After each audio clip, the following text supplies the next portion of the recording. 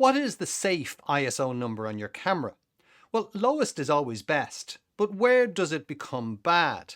Now, as always in photography, the answer to that question is it depends. So it depends on the age of your camera, it depends on your ability to see it or your ability to put up with it. So let's have a look at some suggestions.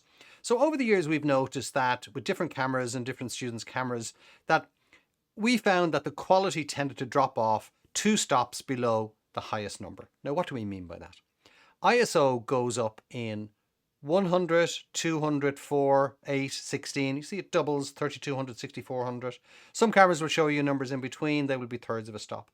Now, what you'll see here basically is that there is a striation difference. This is a series of shots of the same scene taken at those ISOs so we could see where the quality drop off is.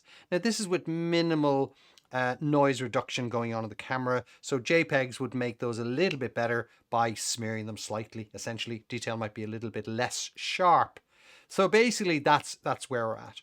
So with this particular camera, I'm going to talk about H's in a second.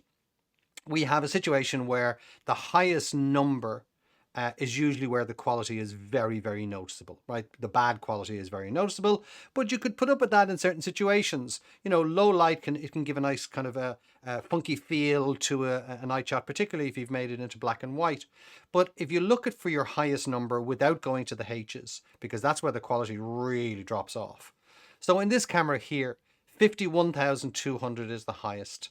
So as a general reckoning, 2 below, 25,600 is 1 below, 12,800 is 2 below. So I would be very happy to shoot with a camera that has 51,200 at the highest, to use that as my go-to highest number, over which I only go if I absolutely have to. Okay, so it's about understanding what that is. But if we go back to an older camera, one of the early digital SLRs that was limited by the number because of the technology. Well, let's have a look here.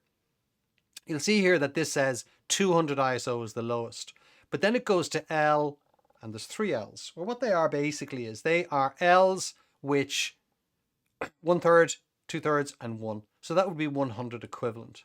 And up the other end, it has a H. So we have a H1, a H0.7, and a H0.3. They're all 1/3. So the highest number there is 3200. The H would be 6400, but it'd be really, really bad, let me tell you.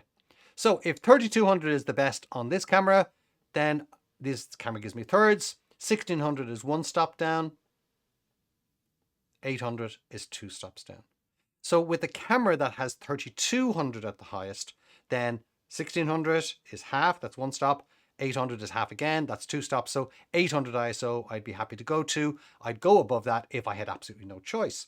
Now, what if we look at another camera that doesn't go quite to the same numbers as the first or the second?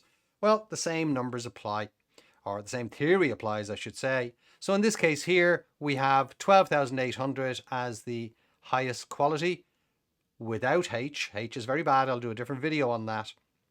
So 12,800, 1 down is 6,400, 1 down again, 2 in total is 3,200. So with this camera, I'd be happily going up to 32 on a regular basis if I needed to, and going over that if I had absolutely no other way of getting more light into the situation. So it would be nighttime, indoors, gig shots, that kind of thing. So what is the safe number on your camera? Lowest is always best, but where does it become bad? About 2 stops down from your highest number. As always, if you have any questions, just pop them in the comments.